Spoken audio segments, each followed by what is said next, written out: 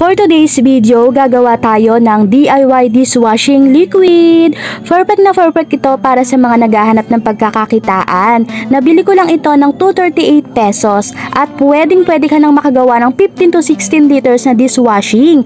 Pang second try ko na nga ito mga mare at talaga namang laking tinipid nito dahil halos umabot ng ilang buwan. Habang binubuksan ko nga ito, napansin ko na nag-leak pala yung surfactant. Ito nga yung mga product na gagamitin natin. Meron siyang bubble booster, pangpabula sa ating dishwashing, surfactant, premix, at thickener. First step, lagyan ng 14 liters sa tubig ang timba. Sunod ay ibuhos ang bubble booster ng paikot sa tubig. Make sure lang na sundin ang sukat ng tubig.